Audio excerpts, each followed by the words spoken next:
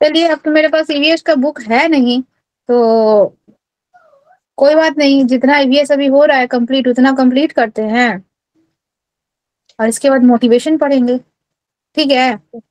Yes book ma'am. तो आपके पास है तो हम कैसे बताएंगे। चलिए, हम लोग का चैप्टर आज कौन सा चैप्टर होगा? पार्ट 21, खाना खिलाना, ठीक है? यस। पार्ट 21 खाना खिलाना, जिसमें से कोई क्वेश्चन ज्यादा नहीं आता है।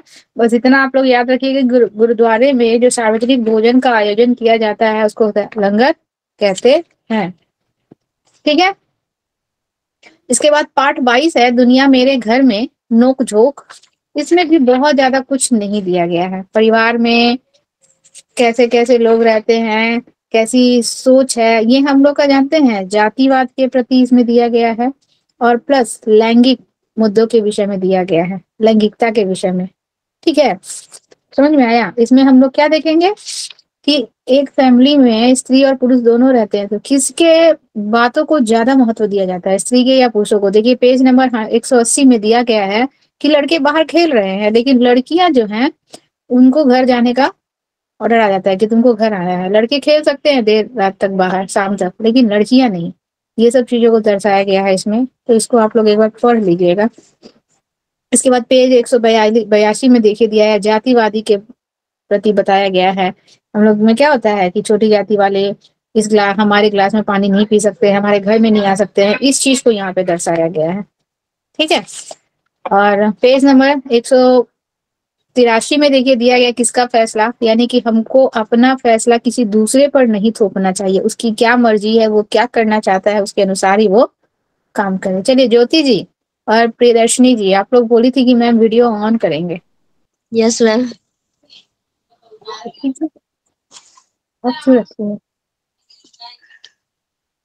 उसी में नीचे दिया हुआ है अध्यापक के लिए जो दिया गया है ना, उसको अंडरलाइन कीजिए कि इन उदाहरणों के द्वारा बच्चे का ध्यान इस बातों की तरफ खींचा जा सकता है कि जो हमारे परिवार और समाज में सामान्यता होती है, ठीक है? इन सभी बातों का हम पर गहरा असर होता है।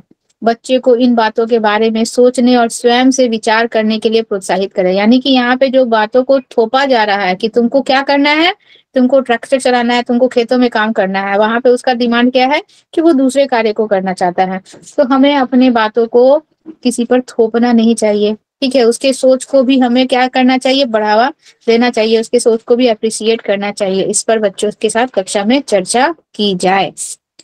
इसके बाद देखिए पेज नंबर 184 में, पेज नंबर, मुझे यह अच्छा नहीं लगता। इस चीज को बहुत बहुत ही सेंसिटिव तरीके से संवेदनशीलता के साथ बच्चों को बताना चाहिए कि कोई व्यक्ति आपको किस नजर से देख रहा है, कैसे टच कर रहा है, वो चीजों को बताना है। ये आप पढ़ेंगे ना, ये चीज, ये नीचे का मुझे यह अच्छा नहीं लगता, बस इतना ही पढ़ेंगे तो आपको ये पता चल जाएगा। अध्यापक के लिए देखिए दिया गया है, इसमें बताया गया कि कुछ बच्चों के अनुभव ऋतु की तरह हो सकते हैं। ऋतु जो एक लड़की है अपने फ्रेंड्स के साथ, उसकी फ्रेंड है, खेलती है, तो उसकी फ्रेंड उसको अपने घर ले जाने की हट करती है, लेकिन वो कहती है कि नहीं, हम तुम्हारे घर नहीं जाएंगे, तुम्हारे चाचा जो है मुझे जिस तरीके से टच करते हैं वो मुझे अच्छा नहीं लगता है। यहाँ पे इस बात पे चर्चा की जा रही है, ठीक है? तो कुछ बच्चों के अनुभव ऋतु की तरह हो सकते हैं, कक्षा में इन पर चर्चा होनी चाहिए कि बच्चों को अपने अनुभव के बारे में सोचने का मौका मिले। यानी कि बच्चे के साथ जो ऐसा बच्चे ऐसा फील कर रहे हैं, अनुभव कर रहे हैं, हो सकता है उनके साथ ऐसा होता हो, तो कक्षा में इस बात पर भी चर्चा होनी चाहिए, ठीक है? आप लोगों को साउंड आ रहा है? एक यस मिनट, मैम। एक मिनट। Yes ma'am.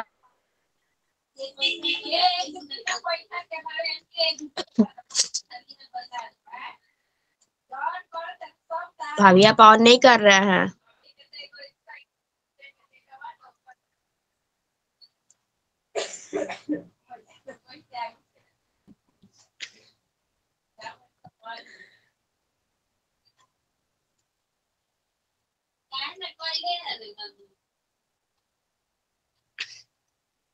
हम ही दोनों ऑन किए हैं और लोग ऑन नहीं किए हैं। तो पूजा जी ऑन नहीं की है, यही तो है बस।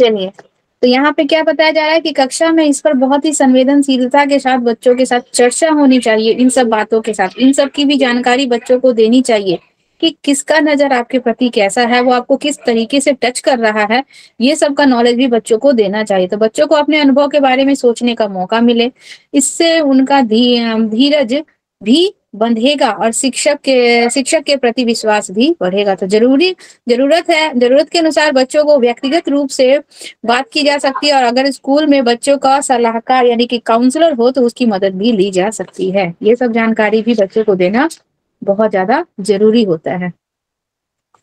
चलिए चलिए, पूजा जी भी ऑन कर ली, प्रिया जी आपको बोलना पड़ेगा। पोचमपल्ली आ जाइए, पोचमपल्ली पेज नंबर पार्ट 23, इसमें बहुत सारा क्वेश्चन बनता है, अंडरलाइन कीजिए। सेकंड पैराग्राफ, उनका गांव आंध्र प्रदेश राज्य के पोचमपल्ली कस्बे के पास है। आंध्र प्रदेश जहां लिखा है ना, वहां पे तेलंगाना भी कर दीजिए। आंध्र प्रदेश को अब नाम चेंज करके तेलंगाना कर दिया गया है, तो जहां आंध्र प्रदेश लिखा है वहां पे पेंसिल से तेलंगाना लिख लीजिए। आंध्र प्रदेश भी दे सकता है, तेलंगाना भी दे सकता है, ठीक है। तो पोचमपल्ली कस्बा कहाँ है? तेलंगाना में, तेलंगाना राज्य में हम लोग आ जाता है। यहाँ ज्यादातर परिवार बुनकर होते हैं, वहां के परिवार सब अंडरलाइन कीजिए। तो पोचमपल्ली कस्बे के ज्यादातर परिवार कैसे होते हैं? बुनकर होते हैं, इसीलिए इस बुनाई को पोचमपल्ली के नाम से पहचाना जाता है, ठीक है। वहां के जो लोग बुनकर होते हैं ज्यादातर, उसीलिए वहां की जो बुनाई होती है ना, वो लोग जो कपड़ा बुनते हैं उस बुनाई को ही पोचमपल्ली के नाम से जाना जाता है। क्वेश्चन आता है कि पोचमपल्ली के नाम से क्यों जाना जाता है? क्योंकि वहां के ज्यादातर लोग बुनकर होते हैं, इसीलिए उस बुनाई को हम लोग पोचमपल्ली के नाम से जानते हैं। पोचमपल्ली कस्बे में है वो, उस कस्बे का नाम ही क्या है? पोचमपल्ली। अध्यापक के लिए इसमें देखिए दिया हुआ है, बच्चों का ध्यान इस ओर दिलाएं कि पारंपरिक व्यवसाय अधिकतर घरों में ही सीखे जाते हैं। पारंपरिक व्यवसाय का मतलब जो पीढ़ी दर पीढ़ी हमारे दादा परदादा जो करते आए हैं, वही परंपरा को हम आगे की तरफ निभा रहे हैं। तो पारंपरिक व्यवसाय अधिकतर कहाँ? घरों में ही सीखे जाते हैं। इससे पोचमपल्ली कारीगर की तरह बहुत सारे हुनर सीखने होते हैं, ठीक है। इस तरह के अन्य पारंपरिक व्यवसाय से क्वेश्चन आता है कि पारंपरिक व्यवसाय क्या क्या है। कपड़ा बुनना एक पारंपरिक व्यवसाय है। इसके अलावा देखिए जैसे दिया हुआ है कालीन बनाना, यह भी एक पारंपरिक व्यवसाय है। खिलौना बनाना भी पारंपरिक व्यवसाय है। इत्र बनाना भी पारंपरिक व्यवसाय है, इत्यादि का चर्चा करवाया जा सकता है। और बच्चों को नक्शे में आंध्र प्रदेश तेलंगाना राज्य को दिखाया गया, ठीक है। ये हो गया। आइए पेज नंबर 188, धागे से कपड़े तक, ठीक है। पोचमपल्ली जो धागा होता है, उस धागे से कपड़ा कैसे तैयार किया जाता है वो पूरा यहाँ पे प्रोसेस दिया गया है। बोल रहा है कि अप्पा पोचमपल्ली से धागे की लड़ियां लाते हैं, ठीक है। ये पूरा प्रोसीजर आता है, ये आपका कूट भाषा में ऐसे क्वेश्चन दे देगा, ठीक है। आपको अरेंज करना होगा। तो पोचमपल्ली के धागे की लड़ियां लाते हैं। अम्मा लड़ियों को उबलते हुए पानी में डालकर उनकी गंदगी और दाग धो देती है। अम्मा क्या करती है? उबलते हुए पानी में उसको डाल देती है लड़ियों को, और उसके दाग और धब्बे को क्या करती है? धो देती है। फिर सब मिलकर धागे को सुंदर रंगों में रंगते हैं और सुखाकर उनकी गठरी बनाते हैं। फर्स्ट प्रोसेस क्या हुआ कि बाजार से पहले तो लड़ियां लाई जाती है। सेकंड प्रोसेस में उसको उबलते हुए पानी में धोया जाता है ताकि उसकी गंदगी और दाग मिट जाए। तीसरा होता है उसको रंगे जाता है, फिर इसको सुखाकर उसका गट्ठा बनाया जाता है, ठीक है। इसके बाद इसको चौथा होता है धागे की गठरी करघे पर लपेटी जाती है। फिर इसमें कपड़े बुने जाते हैं। रेशम का धागा हो तो रेशमी कपड़े, साड़ियां और सूटों के लिए कपड़े बुने जाते हैं। सूती धागे से भी साड़ियां, कपड़े के थान और चादर बुने जाते हैं, ठीक है। तो यहाँ पे साड़ी कपड़ा हम लोग हम लोग का जो सूती धागा होता है यानी कि कॉटन, वो हम लोग का नेचुरल होता है। रेशम हम लोग का नेचुरल होता है, ठीक है। यहाँ पे क्वेश्चन भी आ जाता है कि नेचुरल धागा कौन कौन सा है? तो सूत और रेशम ये हम लोग का नेचुरल होता है। नायलॉन जो हो गया ये सब हम लोग का क्या होता है? मैनमेड होता है, आर्टिफिशियल होता है, ठीक है। चलिए उसके नीचे जो पैराग्राफ दिया है उसको भी पूरा अंडरलाइन कीजिए। देखिए यहाँ पे दिया हुआ है करघे में कई सुइयां होती हैं।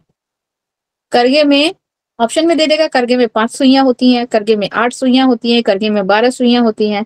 तो दे देगा पता क्या है, यहाँ पे लिखा क्या है, करगे में कई सुइयां होती हैं, डिजाइन के हिसाब से सुइयों का नंबर घटता या बढ़ता है। इसको अंडरलाइन कीजिए। ठीक है। कारीगर चमकदार रंगों की बहुत ही सुंदर पोचमपल्ली साड़ियां बुनते हैं। इन कारीगरों ने अपनी इस कला से इलाके का नाम दुनिया भर में मशहूर कर दिया है। ठीक है। तो करगे में कई सारी सुइयां होती है और डिजाइन के हिसाब से क्या होता है, सुइयों का नंबर बढ़ता या घटता है। चलिए, इसके बाद नीचे 188 में ही अध्यापक के लिए जो दिया गया है उसको अंडरलाइन कीजिए। दिया हुआ ऐसे परंपरागत व्यवसाय में भी कई औजार और कलाओं का इस्तेमाल होता है। इस बात पर भी जोर डालने की अक्सर एक चीज को बनाने के लिए परिवार के सभी लोग मिलकर काम करते हैं और सभी का काम बटा होता है।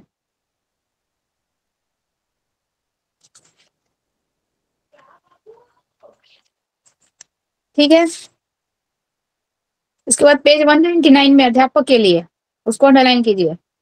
पोचमपल्ली की तरह भारत के कई इलाकों में कुछ खास चीजें बनाई जाती है। इन चीजों के नाम इस इलाके के नाम से मशहूर है। ठीक है, अंडरलाइन कीजिएगा। जैसे कुल्लू की शॉल, कुल्लू में क्या, शॉल। मधुबनी की पेंटिंग जो कि हम लोग अभी अभी पढ़े थे। असम की सिल्क और कश्मीरी कढ़ाई।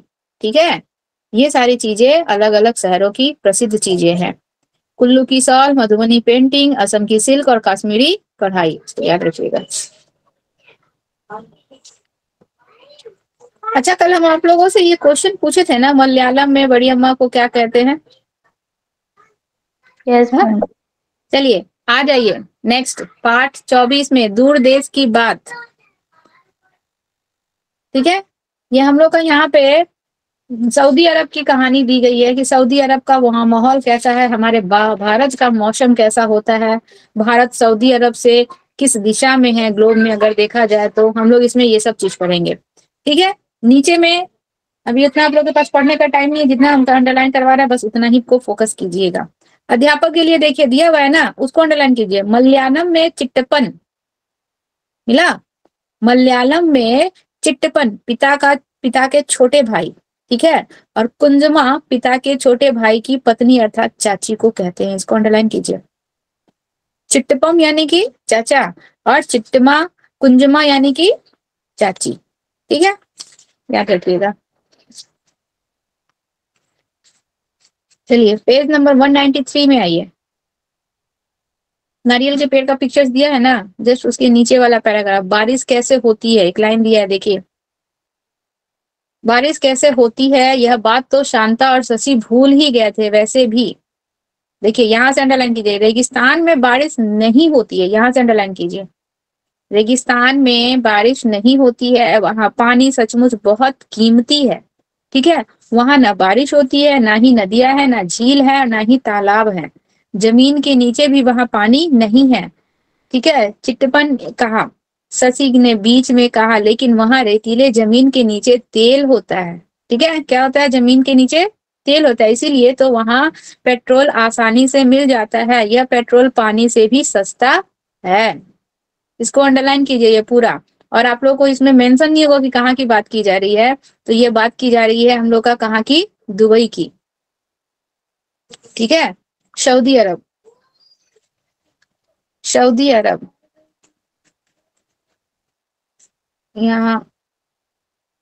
यहाँ पे आप लोग सऊदी अरब और दुबई मत लिखिए, अबू धाबी लिखिए।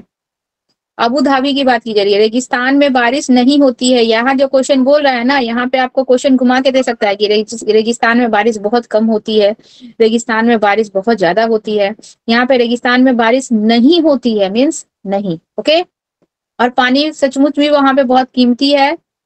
क्या होता है वहां पे, मोस्टली जमीन के नीचे हम लोग को क्या मिलेगा, तेल मिलता है, इसीलिए वहां पे पेट्रोल जो है पानी से भी ज्यादा सस्ता होता है। अबू धाबी की बात की जा रही है ये। इसके बाद वाला पैराग्राफ छोड़ दीजिए, उसके बाद वाला पैराग्राफ में आइए। देखिए, अबू धाबी में तो सिर्फ खजूर के ही पेड़ दिखाई देते हैं। इसको अंडरलाइन कीजिए, इसको अंडरलाइन कीजिए। अबू धाबी में सिर्फ खजूर के पेड़ दिखाई देते हैं। ठीक है, पेज नंबर 194, कितने सुंदर तोहफे और फोटो मिला। इस पैराग्राफ में 3 लाइन ऊपर से छोड़ दीजिए, चौथा लाइन आइए। जिन्हें दिरहम कहा जाता है, मिला? उन पर वहां के अरबी भाषा में कुछ लिखा होता है। दिरहम किसे कहते हैं? अबू धाबी के पैसे को दिरहम कहते हैं। लिखिए वहां पे, आप लोगों को पेंसिल से अगर वहां पे लिखना है तो लिख लीजिए। अबू धाबी के पैसे को क्या कहते हैं? दिरहम।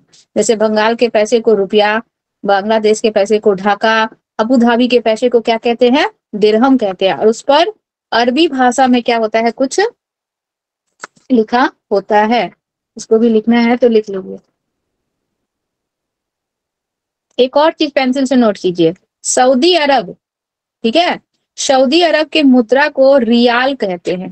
लिखिए उसको, सऊदी अरब की मुद्रा को क्या कहते हैं? रियाल। र में छोटी की मात्रा री या आ और ल, रियाल। इसको इसमें दिया नहीं है, उसको नोट कीजिए, उसमें से भी क्वेश्चन आता है। अबू धाबी के पैसे को दिरहम, जिसपे कि अरबी भाषा में कुछ लिखा होता है, और सऊदी अरब के पैसे को रियाल कहते हैं।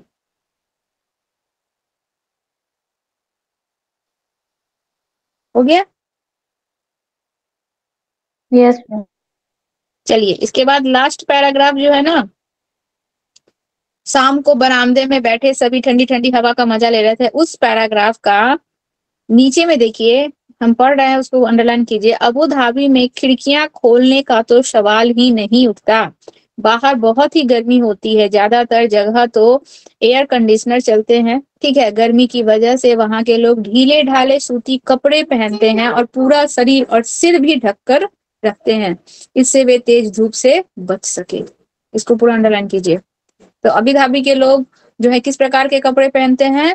तो वहां के लोग जो है ढीले ढाले सूती कपड़े पहनते हैं, सिर को भी गर्मी से बचने के लिए ढककर लगते हैं ताकि तेज धूप से वो बच सके। और वहां पे खिड़कियां जो होती है पूरी तरह से कांच से पैक होती है। इतना ज्यादा वहां पे तापमान तेज होता है कि वहां खिड़कियां नहीं खुलती है कभी भी, ठीक है।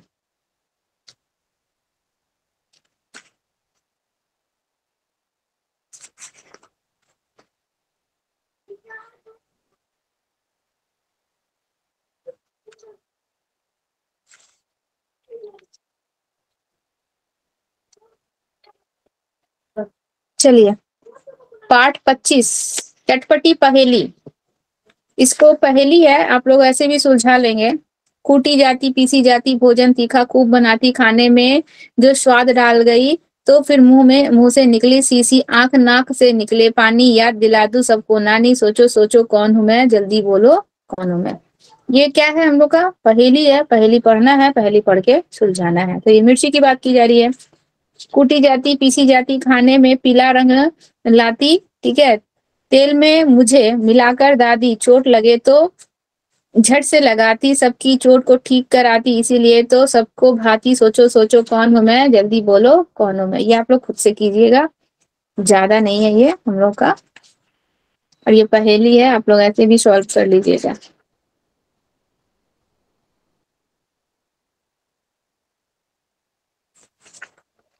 चलिए पेज नंबर 202 में आइए। पेज नंबर 202 में बोल रहा है, मैं हूँ कुट्टन। ऊपर में देखिए दिया गया है, मैं हूँ कुट्टन, मैं केरल में रहता हूँ। आपके पास बुक नहीं है ज्योति? नहीं मैम। आपके पास बुक है पूजा जी? Yes ma'am. आपके पास प्रिया जी? नहीं, आप दोनों में से किसी के पास बुक नहीं है? नहीं मिल रहा है। देखिए, मैं हूँ कुट्टन, मैं केरल में रहता हूँ, मेरे घर के आंगन में मसालों का बागीचा है, वहां मैं तेज पत्ता, छोटी इलायची, बड़ी इलायची, काली मिर्च आदि को उगते देखता हूँ। तो छोटी इलायची, बड़ी इलायची, काली मिर्च कहाँ उगता है? केरल में उगता है। यहाँ से क्वेश्चन आता है, ठीक है। नीचे जो अध्यापक के लिए दिया गया इसको भी अंडरलाइन कर लीजिए। दिया हुआ है गरम मसाला, कई मसालों का पिसा पाउडर, जैसे कि जीरा, इलायची, छोटी और बड़ी इलायची, लौंग, दालचीनी, काली मिर्च, तेज पत्ता, इन सब का शॉट, इन सब का क्या होता है? मिश्रण होता है। बस ये हम लोग का लास्ट चैप्टर। फौजी वाहिदा, फौजी वहीदा पाठ 26 इसमें आइए। इसमें एक लेफ्टिनेंट कमांडर वहीदा प्रिज्म का जिक्र किया गया, जो कि कश्मीर की एक लड़की थी, जिसने लड़की होकर, ठीक है, जेंडरवाद यहाँ पे लिंग को दिखाया गया है कि लड़की होकर ये किस तरीके से इस जॉब को पाई। इसके बाद परेड में जो है, सभी परेड में सबसे आगे खड़े होकर, परेड का ये कमांडो की, ठीक है, ये पूरा कहानी पढ़िएगा ना आप लोग तो इसका स्टोरी समझ में आएगा, Waheeda lieutenant commander Waheeda prism का। ठीक है, तो देखिए दिया हुआ है यहाँ पे फर्स्ट पैराग्राफ में ही दिया हुआ है, ये पहली महिला है जिन्होंने एक पूरे परेड की कमान संभाली। ऊपर में नाम दिया हुआ है लेफ्टिनेंट कमांडर वहीदा प्रिज्म, उसको भी अंडरलाइन कर लीजिए। और इसके बाद देखिए दिया हुआ है ये पहली महिला है जिन्होंने एक पूरे परेड की कमान संभाली। ठीक है, हम लोग के नेवी में ये पहली महिला थी जिन्होंने पूरे परेड की कमान संभाली थी। नाम क्या बोले मैम? नाम है lieutenant commander Waheeda prism. Lieutenant Waheeda Waheeda prism. इसके बाद उसी पेज में वहीदा लिखा हुआ है ना पूजा जी, देखिए वहीदा लिखा हुआ है ब्लू से, यस उसको अंडरलाइन कीजिए। मैं थन्ना मंडी नाम के बहुत छोटे गांव से हूँ, उसको अंडरलाइन कीजिए। यह जम्मू कश्मीर के रजौली जिले में है। तो थन्ना मंडी गांव कहाँ है? जम्मू कश्मीर के रजौली जिले में थन्ना मंडी गांव है, इसको याद रखिएगा। जम्मू कश्मीर का रजौली जिला है, उसमें थन्ना मंडी गांव पड़ता है। ठीक है, इसमें ये लोग 3 की 4 बहनें थी, उन बहनों का पूरा कहानी दिया गया है कि लड़की होकर भी इन्होंने भारत के लिए क्या क्या कुछ किया। चलिए पेज नंबर 207 में आइए, उसमें भी सबसे नीचे वहीदा जो लिखा हो गया उसमें आइए। दिया है 2-4 टुकड़ियां चलती हैं, पूरी परेड में 36 निर्देश दिए जाते हैं। ये पूरा आप लोग स्टोरी पढ़ेंगे ना तो पूरा कहानी समझ में आएगा। तो उनको पहली बार जो है पूरे परेड का कमान संभालने का जो निर्देश दिया गया था, तो देखिए वो पूरा परेड जो होता है ना, पीछे 4 टुकड़ियां चलती हैं। कितनी? 4 टुकड़ियां। पूरे परेड में 36 निर्देश, सबसे आगे वो खड़ी रहती हैं, वहीदा जी खड़ी रहती हैं। हम लोग देखते हैं ना 26 जनवरी या 15 अगस्त में किस तरीके से निर्देश देते हैं लोग, सामने कमांडर खड़े रहते हैं। तो पीछे कितनी टुकड़ियां हैं टोटल? 4 टुकड़ियां हैं। उस 4 टुकड़ियों में शायद 24-24, एक टुकड़ी में 24, दूसरी टुकड़ी में 24, तीसरी टुकड़ी में 24, ऐसे करके सोल्जर्स इसमें रहते हैं। और पूरे परेड में टोटल 36 हम लोग को निर्देश देने पड़ते हैं, और निर्देश इतना जोर से देना होता है कि पीछे तक जितने हम लोग के जो चल रहे हैं सिपाही, उन सब तक आवाज जाए, यहाँ तक कि जो दर्शक बैठे हैं, पब्लिक बैठी है, उन पब्लिक को भी वो निर्देश पूरी अच्छे से सुनाई दे। तो यह जो है पहली बार वहीदा जी को यह मौका दिया गया था। ठीक है,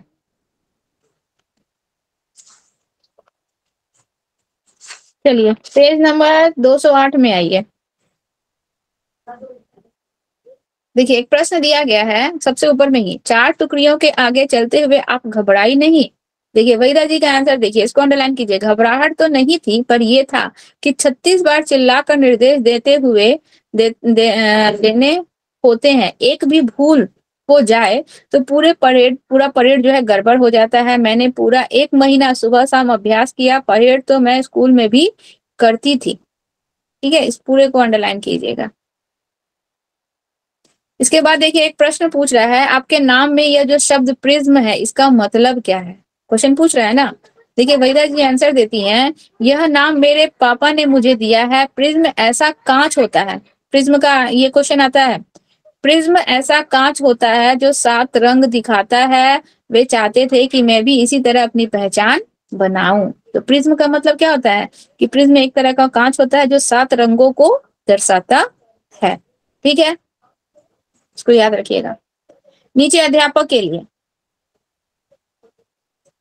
इस बात पर जोर दिया जा सकता है कि अब महिलाएं भी बड़ी संख्या में 3 सेनाओं और पुलिसों में जा रही हैं। बच्चों को कक्षा में प्रिज्म दिखाएं, यानी कि जेंडर रूढ़िवादिता को यहाँ पे दर्शाया गया है। ठीक है,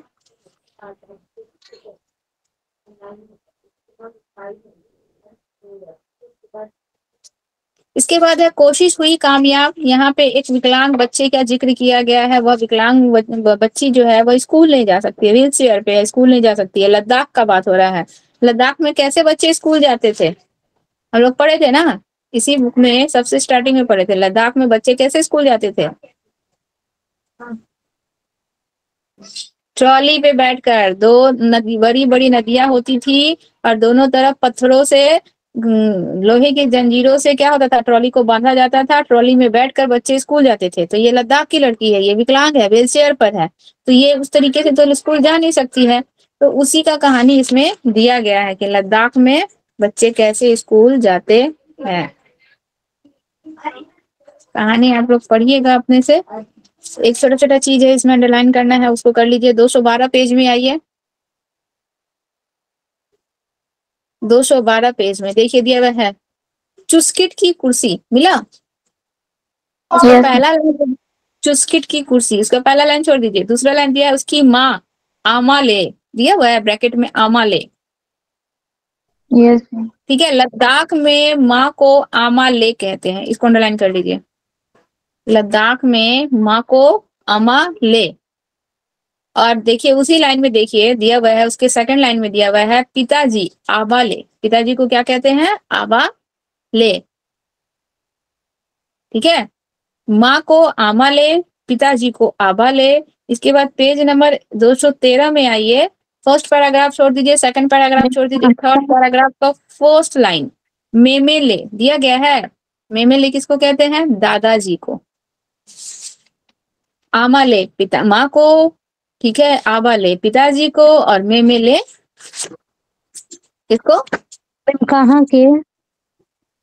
लद्दाख। लद्दाख में। लद्दाख में। चैप्टर खत्म, बुक खत्म, और मेरे पास तो बुक भी नहीं है। बताइए।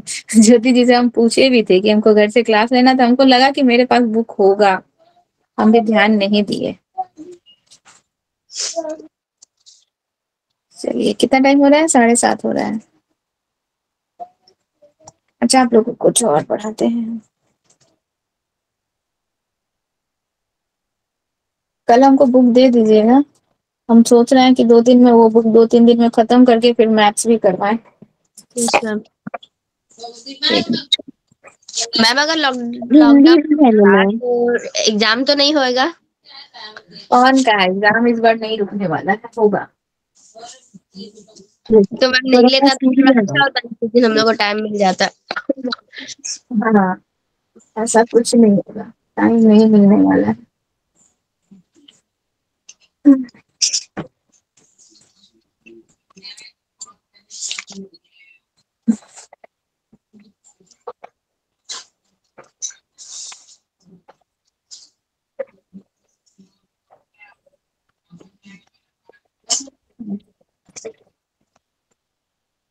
एग्जाम कैंसिल होगा, इसके लिए मत सोचिएगा। एग्जाम कैंसिल वैंसिल नहीं होगा, ठीक है।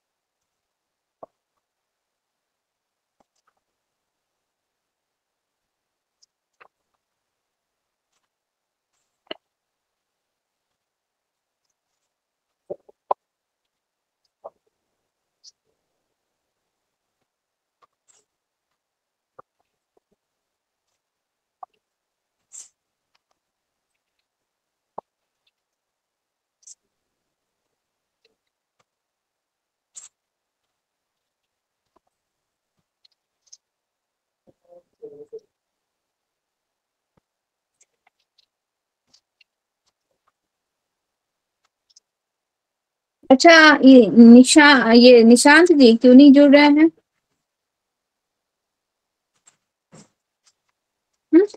ये 2-3 दिन से नहीं जुड़ रहे हैं ना?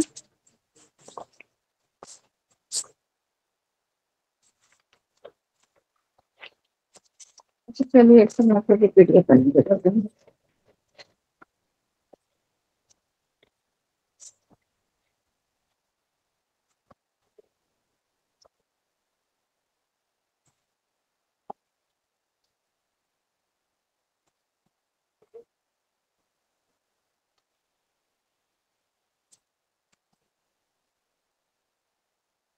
आप लोग को एक और टॉपिक भेजे थे ना, अभिप्रेरणा।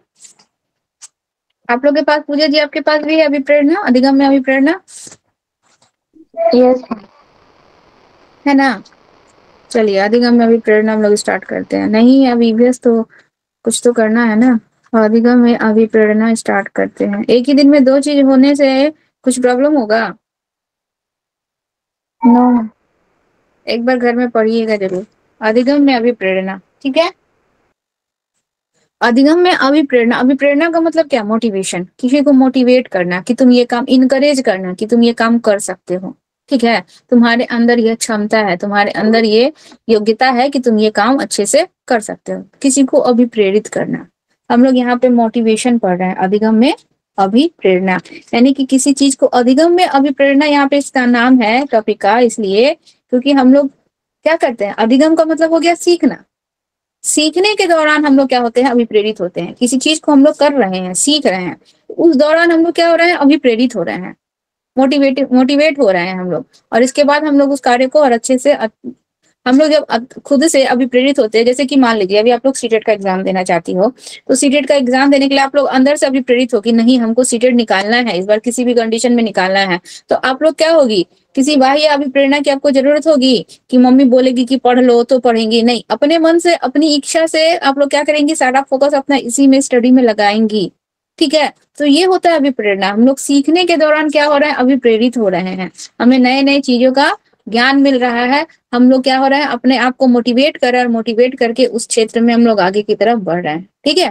तो यहाँ पे अधिगम में अभिप्रेरणा में हम लोग का दिया हुआ है, अधिगम के अध्याय में हमने देखा था, अधिगम हम लोग पढ़े नहीं है, आप लोग को हम ये टॉपिक पढ़ाए नहीं, वो बहुत बड़ा टॉपिक है, इसलिए वो हम टॉपिक छुए नहीं, ठीक है। अगर टाइम होगा तो हम बता देंगे। तो अधिगम के अध्याय में हम लोगों ने क्या देखा था कि सभी प्राणी कोई ना कोई चीज या किसी ना किसी विधि से या कुछ ना कुछ सीखते ही रहते हैं। जैसे हम लोग वहां पे बोले थे ना कि त्रुटि, प्रयास और त्रुटि की विधि, यानी कि वो बंदर जो है, हम लोग जो देखे थे ना, पिंजरे में कुत्ते को बंद किया गया था, बिल्ली को बंद किया गया था, थॉर्नडाइक की थ्योरी, और बार बार वो पंजे पे पंजा मार रही थी, लीवर पे। बाहर में क्या है, मछली रखा हुआ था खाने के लिए, वो बार बार पंजा मार रही थी, और प्रयत्न करते करते करते करते, गलतियां करते करते अचानक उसका लीवर के ऊपर पैर पड़ जाता है और पिंजरा खुल जाता है। तो वो जो बिल्ली थी वो खुद से अभी प्रेरित थी, मोटिवेट थी कि हमको बाहर निकलना और मछली को खाना है, ठीक है। तो हम लोग यहाँ पे क्या, वहां पे हम लोग क्या देख रहे हैं कि कोई ना कोई चीज या किसी ना किसी विधि से या कुछ ना कुछ हम लोग क्या करते हैं, सीखते ही रहते हैं किसी ना किसी तरीके से। चाहे हम लोग बार बार गलती करके सीखे, या फिर हम लोग मोटिवेट होके सीखे किसी ना किसी तरीके से, या फिर अचानक बाहर आते जाते अपने वातावरण में कुछ ऐसा देख लिए, उससे हम लोग कुछ सीखे। तो हम लोग क्या है, किसी ना किसी तरीके से, किसी ना किसी विधि से कुछ ना कुछ हम लोग सीखते ही रहते हैं, विधि चाहे कोई भी हो, ठीक है। हम लोग क्या करेंगे, उसे सीखते ही रहेंगे।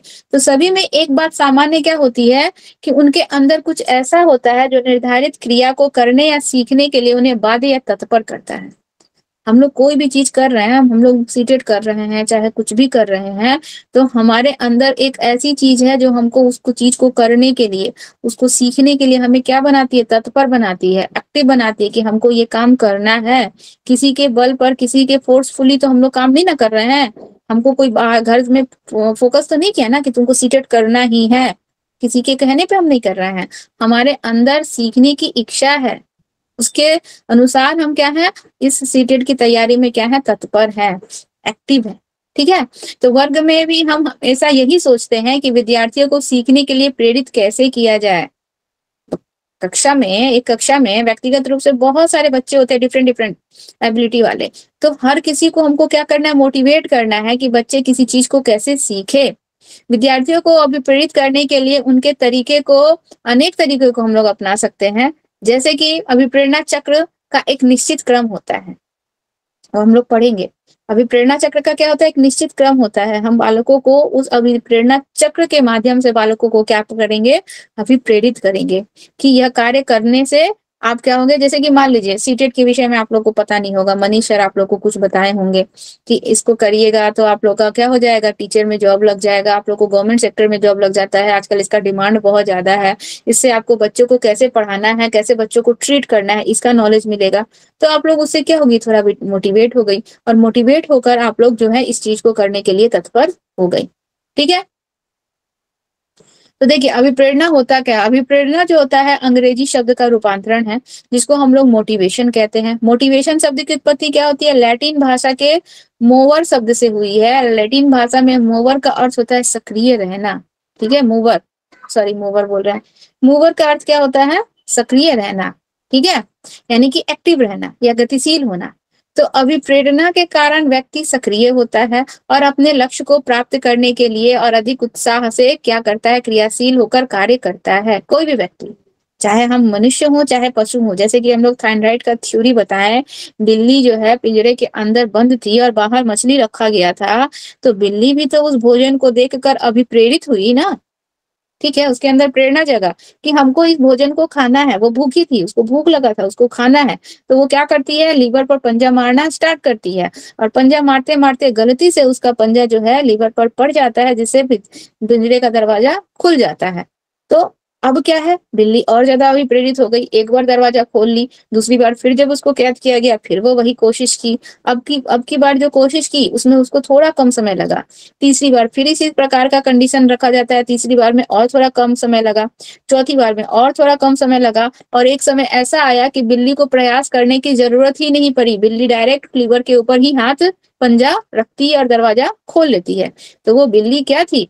मोटिवेट हुई ना, किसी काम को करने से उसको सफलता मिला तो उसके अंदर मोटिवेशन आया, वो और ज्यादा उत्साहित होकर उस कार्य को करने लगी, ठीक है, एक्टिवली उस काम को करने लगी। तो जब हम लोग के पास किसी काम को करने के बाद रिजल्ट अच्छा मिलता है तो हम ज्यादा मोटिवेट होते हैं, उस काम को और अच्छे से करने की हम कोशिश करते हैं, ठीक है। तो अभिप्रेरणा के कारण व्यक्ति क्या होता है? सक्रिय होता है, अपने लक्ष्य को प्राप्त करने के लिए और अधिक उत्साह से क्या करता है? कार्य करता है। तो अभिप्रेरणा में व्यक्ति का व्यवहार और अधिक क्या होता है? तीव्र होता है।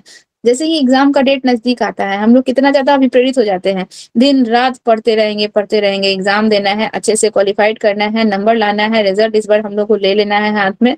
तो इसके लिए हम लोग क्या है? अंदर से हम लोग खुद से अभिप्रेरित रहते हैं कि हमको इस बार किसी भी कंडीशन में रिजल्ट ले लेना है। हमको कोई बाहरी पुश नहीं करता है कि पढ़ना है, नहीं, हम लोग खुद से अभिप्रेरित होकर वो काम करते हैं, ठीक है। तो अभिप्रेरणा को अभिप्रेरकों द्वारा उत्पन्न किया जाता है। कुछ ऐसे होते हैं, जैसे कि मान लीजिए अभिप्रेरणा दो प्रकार की होती है, एक होता है आंतरिक, एक होता है बाह्य। जब हमको बाहर से कोई इन्फोर्समेंट दिया जा रहा है, बाहर से हमको पुश किया जा रहा है कि तुम ये पढ़ो, ठीक है, तुम सीटेट निकाल लेगी ना तो तुमको एक स्कूटी खरीद के देंगे, तो ये वही अभिप्रेरणा हो गया। आप उसके लालच में क्या कर रही हैं? उस सीटेट की तैयारी कर रही है, प्रिपरेशन कर रही है। और एक अभिप्रेरणा होता है जो आपका अंतर्मन आपको बोल रहा है कि नहीं, इस बार हमको किसी भी कंडीशन में सीटेट निकाल लेना है। आपको कोई बाहरी पुश नहीं किया जा रहा है, किसी तरीके से बाहर से आपको दबाव नहीं दिया जा रहा है, आपका अंतर्मन आपको इसको करने के लिए कर रहा है। तो वो हो गया आपका आंतरिक अभिप्रेरणा। और बाह्य अभिप्रेरणा की तुलना आंतरिक अभिप्रेरणा होता है ज्यादा सक्रिय होता है और ज्यादा कारगर सिद्ध होता है, ठीक है। तो यहाँ पे हम लोग कुछ अभिप्रेरक भी होते हैं, जो जैसे कि हम लोग कक्षा में बच्चों को पढ़ाते हैं, कुछ बच्चे ऐसे हैं जो पढ़ना नहीं चाहते हैं, या कोई प्रोजेक्ट वर्क दिया गया तो उसको नहीं बनाना चाहते, उनमें उनका कोई इंटरेस्ट ही नहीं है। तो हम अभिप्रेरक एज अ टीचर हम क्या करते हैं? अभिप्रेरक का काम करते हैं। उन बच्चों को हम अभिप्रेरित करते हैं कि इसको करो, इसको करने से तुमको बेनिफिट होगा।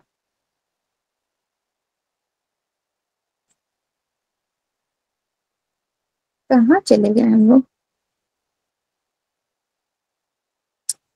हाँ, ठीक है। तो हम लोग क्या करते हैं एज ए टीचर? हम लोग अभिप्रेरक का काम करते हैं, बच्चों को अभिप्रेरित करते हैं कि इस बार तुम अगर रिजल्ट अच्छा लाओगे तो अपने स्कूल का नाम होगा, ठीक है, तुम्हारा नाम होगा, तुम्हारा नाम लिस्ट में सबसे ऊपर लिखा जाएगा। तो बच्चों को इस तरह से हम लोग क्या करते हैं? मोटिवेट करते हैं। तो बच्चे हमारे बातों से या हमारे बताए गए राह पर चलकर थोड़ा मोटिवेट होकर क्या करते हैं? बच्चे कार्य में आगे की तरफ बढ़ते हैं। तो ये होता है बाह्य अभिप्रेरणा। यहाँ पे अभिप्रेरक का काम कौन करता है? कोई बाहरी व्यक्ति करता है, ठीक है, वो स्वयं उसकी अंतरात्मा नहीं करती है, कोई बाहरी व्यक्ति जो है अभिप्रेरक का काम कर रहा है, बच्चों को मोटिवेट कर रहा है। या अभिप्रेरण से तात्पर्य हम लोग अगर देखें तो यांत्रिक कारक या दशा से होता है, ठीक है। हमारे सामने कोई ऐसा सिचुएशन रख दिया जाए, कुछ ऐसा कंडीशन रख दिया जाए जिसको हमको करने के लिए बाध्य है। जैसे कि बिल्ली के सामने पिंजरे में बंद थी, बहुत तेज उसको भूख लगा था, बाहर में मछली रख दिया गया, तो उसका क्या है? आंतरिक अभिप्रेरणा उसका जागरूक हुआ, वो लीवर पे पंजा मतलब वो अभिप्रेरित हो गई कि हमको इस पिंजरे को किसी तरह किसी कंडीशन में खोल लेना है और खोल के हमको मछली खाना ही है, ठीक है। तो उस प्रकार की जब दशा हमारे समक्ष आती है, यांत्रिक या दशा होती है जो किसी क्रिया को शुरू करने या जारी करने की प्रवृत्ति रखता है हमारे सामने। अब मान लीजिए हमारे सामने जो हम कई सारे स्कूलों में घूम लिए, हमको कहीं से टीचिंग का कोई ऑफर नहीं आया, कहीं से नहीं आया, हर जगह हमको क्या बोल रहा है, बीएड है, सीटेट चाहिए, बीएड चाहिए, सीटेट चाहिए। तो अब हम क्या करें, थक हार के हम क्या करें, अब हमारे पास कोई कंडीशन ही नहीं है, हमारे पास ऐसी परिस्थिति आ गई कि हमको क्या करना है, सीटेट और बीएड क्वालिफाइड करना है। तो उसके लिए हम क्या है, वो परिस्थिति हमारे सामने खड़ी होगी तो क्रियाशील रूप से हम क्या करेंगे, अपने कार्य को करने पर फोकस देंगे, सीटेट क्वालिफाइड करेंगे, इसके बाद हम क्या करेंगे, अपने कार्य में सफलता प्राप्त करेंगे। तो क्रिया को शुरू करने या जारी करने की प्रवृत्ति रखता है। ये हमारा वो परिस्थिति था जो हमारी उस क्रिया को शुरू करने या जारी करने की प्रवृत्ति रखता था। अर्थात अभिप्रेरक व्यक्ति विशेष की वह अवस्था है जो किन्हीं लक्ष्यों की प्राप्ति हेतु कोई विशेष व्यवहार करने को तत्पर हो जाता है, ठीक है।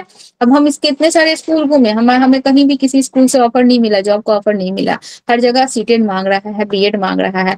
तो हमारे सामने एक लक्ष्य रखा गया, हमारे सामने हमने स्वयं अपने सामने एक लक्ष्य रखा कि सीटेट क्वालिफाइड करना है, फिर हमको टीचर का जॉब लेना है, ठीक है। इसके लिए हम क्या हो गया, हमारा व्यवहार जो है उस कार्य को करने के लिए, सीटेट का तैयारी करने के लिए, सीटेट पर फोकस करने के लिए हमारा व्यवहार जो है पूरी तरह से तत्पर हो गया, ठीक है। यानी कि अभिप्रेरकों द्वारा उत्पन्न विशिष्ट क्रियाओं की अभिप्रेरणा कहलाती है।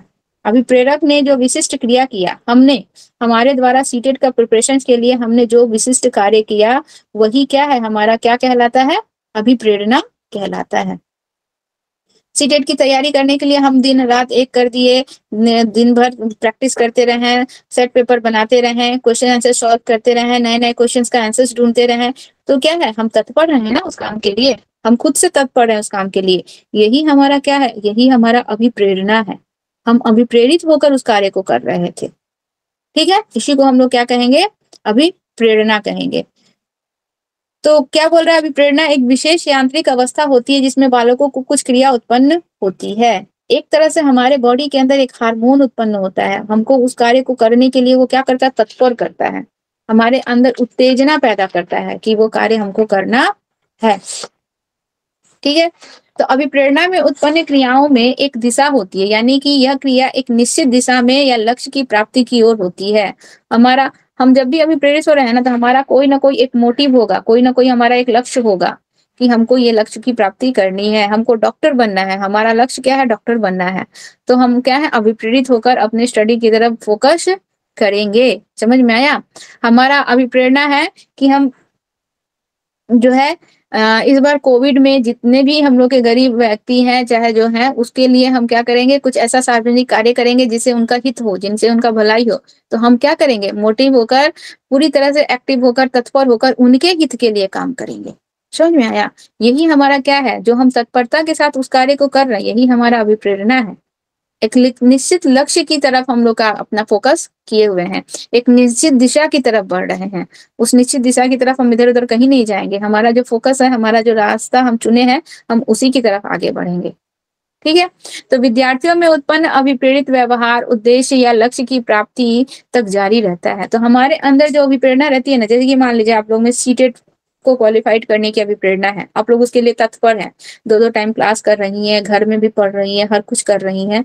जब ये रिजल्ट आपके हाथ में आ जाएगा, तब आपकी अभिप्रेरणा क्या हो जाएगी, शांत हो जाएगी। जब तक ये रिजल्ट आपके हाथ में नहीं आएगा, तब तक आप तत्पर रहेंगी, एक्टिवली इस पे काम करेंगी, फोकस करेंगी। लेकिन जैसे ही सीटेट का एग्जाम दे देंगी, क्वालिफाइड हो जाएंगी, आपका ये जो तत्परता है, ये जो अभिप्रेरणा है, ये पूरी तरह से क्या हो जाएगा, शांत हो जाएगा। तो यहाँ पे क्या बोल रहा है कि जो हम लोग का जो शिक्षार्थियों की एक विशिष्ट अवस्था होती है, जो कि उसे लक्ष्य की ओर निर्देशित करती है, वह जो होती है लक्ष्य प्राप्ति के बाद वो पूरी तरह से क्या हो जाता है, शांत हो जाता है, ठीक है। लक्ष्य प्राप्ति होगा, हमारा अभिप्रेरणा जो है, हमारी तत्परता जो है, वह भी धीरे धीरे, जैसे कि थायराइड का थ्योरी में हम लोग क्या पढ़े, बिल्ली को जब तक पिंजरे के अंदर बंद किया गया था, जब तक वो भूख से छटपटा रही थी, तब तक वो बेचैन थी, लीवर पर पंजा मारे जा रही थी। जैसे ही उसकी तृप्ति शांत, उसका भूख शांत हो जाता है, वो मछली खा लेती है, वो क्या हो जाती है, उसकी अभिप्रेरणा शांत हो जाता है। अब एक बिल्ली को जिसका पूर्ण रूप से उसका पेट भरा हुआ है, उसको आप पिंजरे के अंदर बंद कर दीजिएगा और बाहर में खाना रख दीजिएगा, तो वो क्या किसी प्रकार की तत्परता दिखाएगी पिंजरे को खोलने के लिए? नहीं दिखाएगी, नहीं दिखाएगी। जब उसका पेट भरा है, आप सीटेट क्वालिफाइड है और आपको फिर बोला जा रहा है कि चलिए सीटेट की तैयारी कीजिए, आप जितना तत्पर होके पहले प्रिपरेशन की थी उतनी तत्परता इसमें दिखाएंगी? नहीं दिखाएंगी, क्योंकि आपका लक्ष्य पूर्ण हो चुका है। ठीक है, तो जब हम लोग जिस लक्ष्य की तरफ हम लोग अग्रसर रहते हैं, हमारा व्यवहार जो है जिस लक्ष्य की प्राप्ति के लिए तत्पर रहता है, वो लक्ष्य जब हमको प्राप्त हो जाता है तो हमारी अभिप्रेरणा भी क्या हो जाती है? धीरे धीरे शांत हो जाती है। ठीक है, तो क्या बोल रहे हैं यहाँ पे कि हम लोग का क्या होता है? अभिप्रेरणा शिक्षार्थियों की एक विशिष्ट अवस्था होती है जो उसे लक्ष्य के ओर निर्देशित करती है। और जैसे भूख की अवस्था में बालक भोजन के लिए क्रियाशील रहता है, एक छोटा बच्चा को भूख लगता है तो खूब जोर जोर से चिल्लाएगा, ठीक है, लेकिन जैसे ही दूध पी लेता है बच्चा अपने आप ऑटोमेटिक शांत हो जाता है।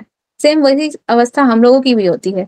ठीक है, तो उसकी यह क्रियाशीलता भोजन मिलने तक ही निश्चित दिशा में जारी रहती है। जब तक उसको भोजन नहीं मिला तब तक बच्चा गला फाड़ फाड़ के जोर जोर से चिल्लाएगा। जैसे भोजन मिल गया, बच्चे की भूख शांत हो गई, बच्चा एकदम शांत हो जाएगा। भोजन मिलने के बाद यानी कि लक्ष्य की प्राप्ति के बाद उसकी क्रियाशीलता समाप्त हो जाती है। तो हम लोगों की भी अभिप्रेरणा तब तक तत्पर रहेगी जब तक हम लोगों को हमारा लक्ष्य प्राप्त नहीं हो रहा है। हमें हमारा लक्ष्य मिल जाएगा, हमारी अभिप्रेरणा जो है शांत हो जाएगी। ठीक है, समझ में आया इतना तक?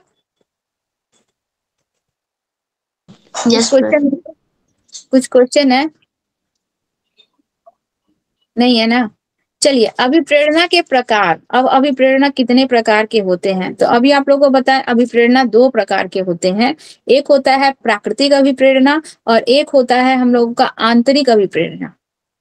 प्राकृतिक अभिप्रेरणा को हम लोग नेचुरल मोटिवेशन कहते हैं और आंतरिक को इंट्रांसिव मोटिवेशन कहते हैं। ठीक है, आंतरिक जो कि हमारे अंदर से निकल रहा है और प्राकृतिक जो कि बाह्य है, इसको बाह्य भी बोल सकते हैं। ठीक है, तो देखिए, आंतरिक अभिप्रेरणा में रुचि के लिए जाने वाले कार्य अंतर्निहित होते हैं। मतलब हम अपने अंदर हम अभिप्रेरित हो रहे हैं, हमको कोई बाहरी लोग अभिप्रेरित नहीं कर रहा है कि तुमको ये काम करना है। ठीक है, तुमको टीचर बनना है तो तुमको टीचर के लिए फोकस करना होगा, तुमको गवर्नमेंट सेक्टर में अप्लाई करना होगा, तुमको प्राइवेट सेक्टर में अप्लाई करना होगा। कोई दूसरे के बोलने से हम नहीं कर रहे हैं, हमारा खुद का ये लक्ष्य है। ठीक है, हमारा खुद का ये लक्ष्य, हम आंतरिक रूप से अभिप्रेरित है और इसके लिए हम खुद तत्पर हैं, किसी दूसरे के कहने पे तत्पर नहीं है। ये हमारा क्या हो गया? आंतरिक अभिप्रेरणा। ठीक है, इसको क्या कहेंगे हम लोग? आंतरिक अभिप्रेरणा। हाँ सर, यहाँ पे आंतरिक अभिप्रेरणा और प्राकृतिक अभिप्रेरणा ये दोनों एक ही है, इसी का नाम है प्राकृतिक अभिप्रेरणा। नेचुरल मोटिवेशन और इंट्रांसिव मोटिवेशन ये दोनों एक ही है।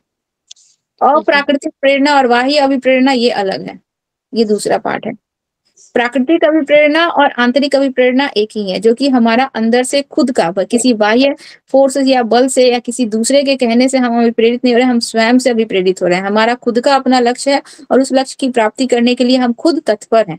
ठीक है, तो क्या बोल रहा है कि विषय को उपयोगी और लाभदायक बना देने से सीखने की क्रिया में बालक स्वयं आनंद अनुभव करता है। मान लीजिए बालक में आंतरिक अभिप्रेरणा नहीं है, हम उसको बार बार बोल रहे हैं कि पढ़ो पढ़ो पढ़ो, ये करो, नहीं, मतलब उस चैप्टर्स को, उस टॉपिक को, उस विषय को हमको बच्चों को इतना इंटरेस्टिंग बना देना है। एज अ टीचर हम लोग स्कूल में बच्चों को पढ़ाते हैं तो कोई टॉपिक बच्चों को इतना इंटरेस्टिंग वे से समझाना है कि बालक का खुद ही रुचि जागे।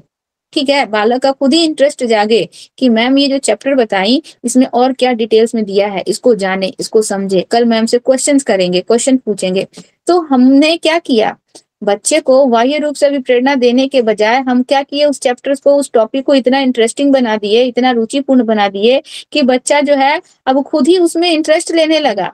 ठीक है, उसको मतलब बच्चा उसमें खुद ही इंटरेस्ट लेने लगा, उसे कई सारे सवाल निकालने लगा, जानने की कोशिश करने लगा कि इसमें और ये जो प्रश्न पूछा गया इसका आंसर क्या होगा। तो बच्चा खुद से तत्पर हो रहा है ना, यहाँ पे आंतरिक रूप से बच्चा तत्पर हो रहा है, सीखने के लिए बच्चा खुद ही क्रियाशील हो गया है और बालक स्वयं अपने ही अब क्या कर रहा है, उस टॉपिक को पढ़कर या उस चैप्टर को पढ़कर बालक खुद ही आनंद का अनुभव कर रहा है। तो अभिप्रेरणा प्रत्यक्ष रूप से व्यक्ति के स्वाभाविक इच्छाओं को, आवश्यकताओं को और प्रवृत्तियों के साथ संबंधित होती है। ठीक है। अभिप्रेरणा जो होता है हमारे स्वाभाविक इच्छा, हमारी जो स्वाभाविक इच्छा है उससे संबंधित होती है। हमारी जो स्वाभाविक इच्छा होती है ना, उस इच्छा से संबंधित अगर कोई कार्य हम लोग कर रहे हैं, ठीक है, मान लीजिए हमारी हार्दिक इच्छा है टीचर बनने की, तो उस इच्छा से संबंधित कोई कार्य कर रहे हैं तो हमें किसी बाह्य अभिप्रेरणा की जरूरत नहीं है, क्योंकि वो हमारी खुद की अपनी स्वाभाविक इच्छा है। तो हम उसकी पूर्ति के लिए स्वयं आंतरिक रूप से क्या होंगे, अभिप्रेरित होंगे। हमारी आवश्यकताएं, ठीक है, हम लोग अपनी आवश्यकताओं के लिए खुद ही अभी प्रेरित होते हैं। हमारे पास पैसा नहीं है, हमको जॉब का जरूरत है, ठीक है, तो हम खुद ही अभी प्रेरित होंगे, किसी दूसरे के कहने पर नहीं। जितनी भी हमारी आवश्यकताएं हैं, चाहे वो इंसान हो चाहे वो जानवर हो, थॉर्नडाइक का बिल्ली वाला थ्योरी जो है, बिल्ली को भूख लगा था, बिल्ली की वो सबसे बड़ी आवश्यकता थी। भूख लगने के कारण वो आंतरिक रूप से क्या हुआ, अभी प्रेरित हुआ और पिंजरे का दरवाजा खोला। अगर उसको भूख नहीं लगी रहती, अगर उसको भोजन की आवश्यकता नहीं होती, तो वो पिंजरे में, बंद पिंजरे में ही बैठा रहता, ठीक है। लेकिन उसको भूख लगी थी, उसको भोजन की आवश्यकता थी, इसलिए उसने क्या किया, आंतरिक रूप से अभिप्रेरित होकर पिंजरे का दरवाजा खोला। तो हमारी आवश्यकता भी क्या करती है, हमें आंतरिक रूप से अभिप्रेरित करती है, चाहे जो भी आवश्यकता है, पढ़ने लिखने की आवश्यकता, पैसे की आवश्यकता, भोजन की आवश्यकता, कपड़े की आवश्यकता, ठीक है, जिस भी चीज की आवश्यकता जो है हमारी, मान लीजिए कोई बीमार है उसके लिए दवाओं की आवश्यकता। अभी अभी हम लोग नैतिक विकास पढ़े, हिंज की आवश्यकता, हिंज की सबसे बड़ी आवश्यकता क्या थी, पैसा। उसको अपनी पत्नी को बचाने के लिए पैसा चाहिए था, जिसके लिए उसने क्या किया, आंतरिक रूप से अभिप्रेरित होकर बहुत सारे कार्य किए। चोरी करने का भी उसमें दिखाया गया है, इसके बाद सामाजिक नियमों को मानने का भी दिखाया गया है। तो वो क्या है, वो उसकी आवश्यकता है, और आवश्यकताएं हमें क्या करती है, हमारी जो भी आवश्यकताएं, चाहे वो छोटी हो चाहे बड़ी हो, वो हमें अपने अंतर मन के द्वारा हमको क्या करती है, अभिप्रेरित करने का काम करती है, ठीक है। तो आवश्यकताएं बहुत बड़ी चीज होती है, आवश्यकता ही हमें अभिप्रेरित करती है और प्रवृत्तियों के साथ संबंधित होती है, हमारे नेचर के साथ संबंधित होती है, ठीक है। आंतरिक रूप से अभिप्रेरित व्यक्ति किसी काम को इसलिए करता है क्योंकि उसे उस काम को करने में हार्दिक आनंद की अभिव्यक्ति होती है।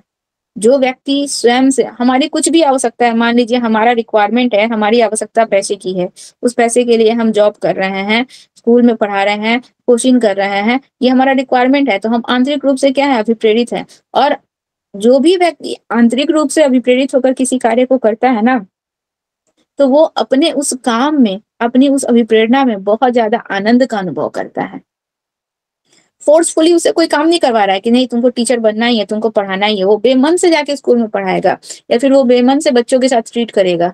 लेकिन जो आंतरिक रूप से अभी प्रेरित है, जो स्वयं उस कार्य को करने के लिए तत्पर है, वह उस काम में बहुत ही आनंद का अनुभव लेता है, तो उसको बहुत ही वहां पे प्रशंसा हो, हार्दिक प्रसन्नता होती है। तो देखिए दिया हुआ कि जीवन की वास्तविक क्रियाएं जो है, प्रोजेक्ट विधि जो हो गई आदि का शिक्षण में समावेशन कर देने से बच्चों को आंतरिक सुख प्राप्त होता है। बहुत सारी विधियां हैं, तरीके हैं, जिससे हम लोग को बच्चों को क्या करना है, वास्तविक रूप से उनके स्टडी में उनको इन्वॉल्व करना है। स्वयं बच्चे करें और करके बच्चे क्या है, मोटिवेट हो और खुद से एक्टिव होके, तत्पर होके उस कार्य को करने के लिए अभिप्रेरित हो बच्चे।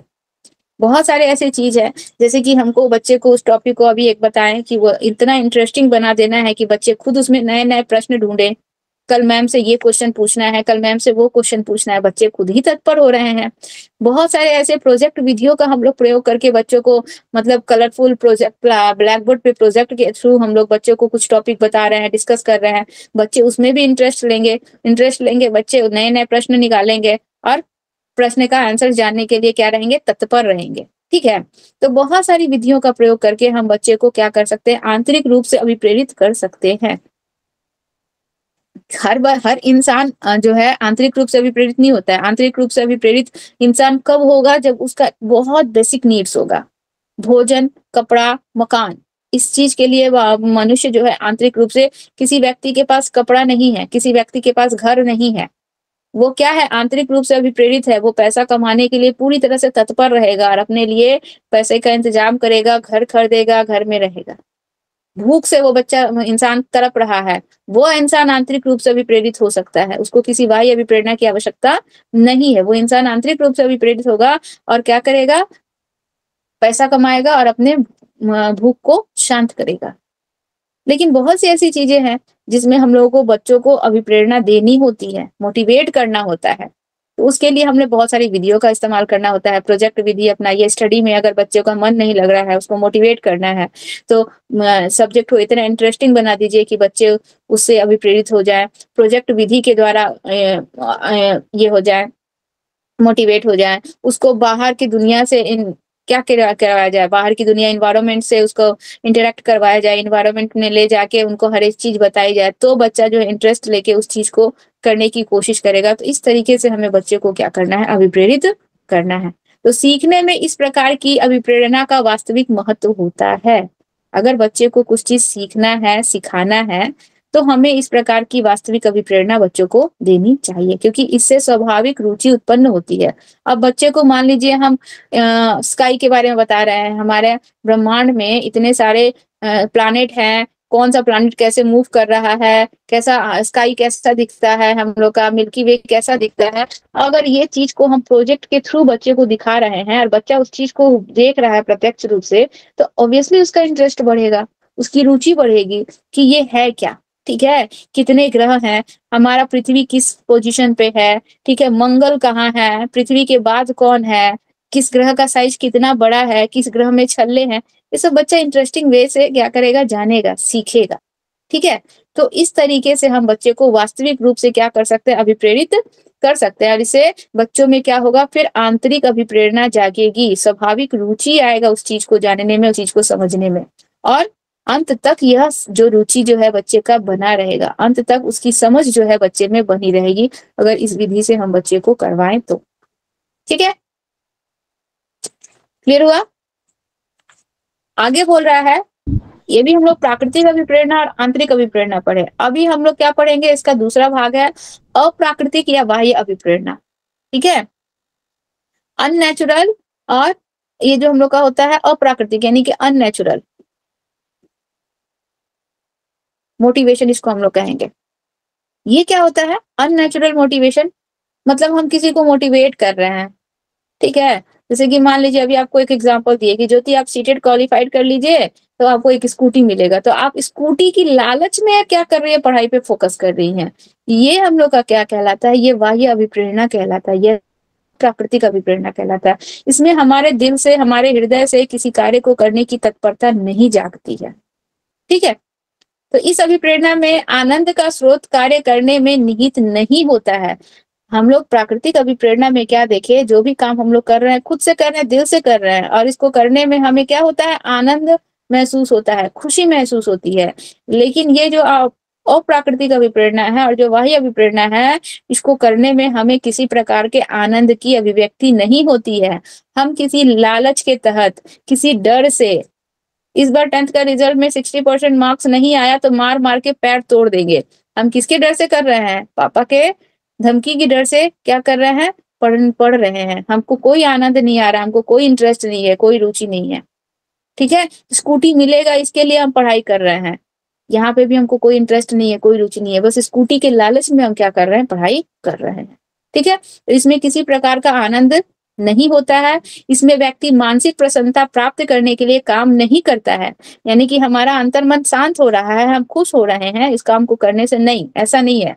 बल्कि कोई कार्य सिर्फ लक्ष्य या पुरस्कार प्राप्त करने के लिए करता है व्यक्ति, कि ऐसा करेंगे तो हमको स्कूटी मिलेगा, ऐसा करेंगे तो पापा का मार से बच जाएंगे। ठीक है, या फिर ऐसा करेंगे तो इस संडे हमको मूवी दिखाने के लिए ले जाया जाएगा, मम्मी बोली है कि आज का होमवर्क पूरा कर लो तो अगले संडे मूवी देखने जाएंगे, तो बच्चा उसके लालच में क्या किया, अपना सारा होमवर्क खुद से कर लिया। उसमें उसको कोई आनंद नहीं हो रहा है, वो क्या कर रहा है, जबरन बिना मन का, बिना लक्ष्य का वो काम को कर रहा है। ठीक है, तो कार्य इसमें क्या होता है, प्रसन्नता प्राप्त तो नहीं होती है, बल्कि कोई कार्य सिर्फ लक्ष्य या पुरस्कार प्राप्त करने के लिए करता है, जैसे कि अच्छे ग्रेड, अंक या मान के लिए कार्य करना, या पुरस्कार या दंड प्रसन्नता की वजह से कार्य करना होता है। ठीक है, पुरस्कार की वजह से या दंड की डर से बच्चा वो काम को कर रहा है। तो बाह्य अभिप्रेरणा की तुलना में आंतरिक अभिप्रेरणा स्वाभाविक उत्साह और अभिप्रेरणा का साधन है। बाह्य अभिप्रेरणा की तुलना में हम लोग का जो आंतरिक अभिप्रेरणा होता है वो ज्यादा कारगर होता है, ज्यादा जो है सफल साबित होता है। ठीक है। जो बच्चा आंतरिक रूप से अभिप्रेरित होकर किसी कार्य को करता है, उसका किसी वस्तु के प्रति या किसी चीज के प्रति जो समझ का निर्माण होता है या जिस भी चीज के प्रति वो अपना कॉन्सेप्ट बनाता है, वो उसका अंत तक बरकरार रहता है। लेकिन यहाँ पे क्या है, बेमन से, बेमतलब से, बेध्यान से किसी चीज को कर रहा है, समझ रहा है नहीं रहा है, किसी चीज को रट रहा है। यहाँ पे वो समझ बना के उस चीज को समझ करने की कोशिश कर रहा है। यहाँ पे क्या कर रहा है, रटने के माध्यम से कर रहा है। तो इसकी समझ तो कुछ समय तक रहेगी, इसके बाद खत्म हो जाएगी, लेकिन इसकी समझ अंत तक उसके अंदर बनी रहेगी। ठीक है। तो इसमें क्या होता है, इसलिए सीखने सिखाने की प्रक्रिया में अच्छे परिणाम के लिए जहां तक संभव हो आंतरिक अभिप्रेरणा का प्रयोग ही किया जाना चाहिए। अगर हम बच्चे को किसी चीज को सिखा रहे हैं, उसके बेसिक कॉन्सेप्ट को हमको उसको अच्छे से बताना है, उसके समझ का निर्माण हमको अच्छे से करना है, तो हमें कोशिश करनी चाहिए कि बच्चा आंतरिक रूप से अभिप्रेरित होकर ही उस चीज को समझे और जाने, जिससे उसका कॉन्सेप्ट जो है अंत तक उसके माइंड में बना रहे। ठीक है। क्योंकि बालक ऐसी चीजों को ही करना ज्यादा पसंद करता है जिसे करने में उसकी रुचि हो। अब जिसको करने में उसकी रुचि नहीं है, बालक को हम बोल रहे हैं जबरन, जैसे कि मान लीजिए 3 इडियट मूवी देखे थे, उसमें जो तीनों दोस्त थे, जो हम लोग का फरहान था, फरहान को इंजीनियर बनने का कोई शौक नहीं था, वो बेमन से कर रहा था ना, उसको फोटोग्राफी का बहुत शौक था। तो हमें बच्चे को किसी भी कार्य के लिए, मतलब जिसमें उसकी रुचि है उसी कार्य को वो तत्परता के साथ करता है, जिसमें उसकी रुचि नहीं है उस कार्य को वो तत्परता के साथ नहीं करता है, उसको वो आंतरिक अभिप्रेरणा के साथ नहीं कर रहा है। उसमें जो वो इंजीनियरिंग का कोर्स कर रहा था, वो अपने पिता के फोर्सफुली या पिता के डर से कर रहा था। लेकिन जो फोटोग्राफी का जो गुण था या जो फोटोग्राफी वो करना चाहता था, वो आंतरिक रूप से अभिप्रेरित होकर कर रहा था। तो जिसमें वो आंतरिक रूप से अभिप्रेरित होकर कार्य कर रहा है, उसमें उसकी समझ का निर्माण अच्छा बनेगा। लेकिन जिसमें वो फोर्सफुली दंड से या पुरस्कार के डर से कर रहा है, उसमें उसकी समझ का निर्माण सही नहीं बनेगा। ठीक है। तो हमें क्या चाहिए कि बच्चे को जो पसंद है, जिसमें उसकी रुचि है, उसी चीज को हमें बच्चे को करवाना चाहिए। ऐसा नहीं कि उसको फोर्सली किसी चीज को करवाना चाहिए। तो अगर किसी कार्य को करने के लिए लगातार बाह्य अभिप्रेरणा या पुनर्बलन, और ज्यादा हम किसी को बाह्य अभिप्रेरणा भी नहीं देंगे। ठीक है। पुनर्बलन का मतलब होता है बार बार पुरस्कार देना। ठीक है। कि बार बार हम किसी को उसको लालच देंगे कि इस बार 10th पास कर लिया ना, तुमको हम क्या दिए, लैपटॉप दिए ना, अब 11 पास कर लेगा तो तुमको हम क्या देंगे, एक स्कूटी खरीद देंगे। 12 का पास कर लेगा। बार बार हमें बच्चे को अभिप्रेरणा, बाह्य अभिप्रेरणा नहीं देनी है, बार बार हमें बच्चे को पुनर्बलन नहीं देना है। इससे उसके मन में अब उसका लालच भी धीरे धीरे क्या हो जाएगा, खत्म हो जाएगा। अब वो जो लालच के डर से बच्चा पढ़ रहा था, वो भी पढ़ना वो छोड़ देगा। ठीक है। इसीलिए बार बार अभिप्रेरणा देना भी, बार बार पुनर्बलन देना भी क्या होता है, सही नहीं होता है। ठीक है। अगर किसी कार्य को करने के लिए लगातार बाह्य अभिप्रेरणा या पुनर्बलन बार बार उसको बोल रहे हैं, बेटा ये करो, बेटा ये करो, इसको करेगा तो तुमको लैपटॉप खरीद देंगे, इसको करेगा तो तुमको क्रिकेट किट्स खरीद देंगे, इसको कर लेगा तो तुमको हम कंप्यूटर खरीद देंगे, इसको कर लेगा तो तुमको स्कूटी, बार बार अभिप्रेरणा देना सही नहीं होता है, ये चीज गलत है। ठीक है। लगातार पुरस्कार या दंड देना, जरूरी नहीं कि केवल पुरस्कार, बार बार मारना भी सही नहीं है। वो बार बार मार खाते खाते खाते खाते ढीठ हो जाएगा, फिर बोलेगा कि जाने दो, क्या करेंगे, 2 थप्पड़ ही ना मारेंगे, 2 डंडा ही ना मारेंगे, मार खा लेंगे, लेकिन वो काम नहीं से नहीं करेगा। ठीक है। तो क्या होता है कि दिया गया कि सीखने में रुचि और जिज्ञासा कम होने लगती है बच्चों की, या फिर कम हो सकती है। तो बार बार हम बच्चे को जो दंड दे रहे हैं, हम उस किसी काम को फोर्सफुली करवा रहे हैं बाह्य अभिप्रेरणा देकर, बार बार देने से बच्चे की रुचि और उसकी जो का इंटरेस्ट है वो खत्म होने लगता है धीरे धीरे। या फिर बार बार पुनर्बलन देने से भी, उसको फीडबैक देने से भी बच्चे का जो है वो धीरे धीरे कम होने लगता है। इसीलिए बार बार वो भी नहीं देना चाहिए। समझ में आया? क्लियर हुआ? इसके बाद हम लोग कल पढ़ेंगे। मनोवैज्ञानिकों ने अभिप्रेरणा चक्र के लिए कुछ महत्वपूर्ण चरणों को बताया है। वो जो चरण है हम लोग कल क्लास में इसको देखेंगे, आज नहीं। और कल आप हमको ईवीएस का बुक लाके दे दीजिएगा, शाम को ईवीएस करेंगे। Yes ma'am. ठीक है। 8 बज गया, तो हमको खाना बनाना है। चलिए आप लोग को एक और हम टॉपिक भेज देते हैं। उसको, ये भी प्रेरणा वाला है ना, एक बार इसको पूरा रीड कर लीजिएगा घर में। नैतिक विकास तो पढ़ना है ही, वो तो मस्ट है, और इसको भी एक बार रीड कर लीजिएगा घर में अच्छे से। ठीक है। और एक और टॉपिक हम भेज रहे हैं, उसको नहीं पढ़िएगा अभी, उसको नहीं पढ़िएगा, उसको इसको कंप्लीट कर लेंगे तब पढ़ेंगे। टॉपिक पूरा हो गया, क्या हो गया? प्रेरणा वाला ये टॉपिक पूरा। नहीं नहीं, अभी और है। ओके अभी प्रेरणा वाला ये जो टॉपिक है ये भी और है, कल कंप्लीट होगा, कल कंप्लीट कर देंगे इसको, ठीक है। और कल हाँ। शाम को ईवीएस होगा, क्लास 5 का ईवीएस, ठीक है। बस इतना ही, अब क्लास ऑफ किया जाए फिर। Okay thank you ma'am. ठीक है, bye, good night. Bye, good night ma'am.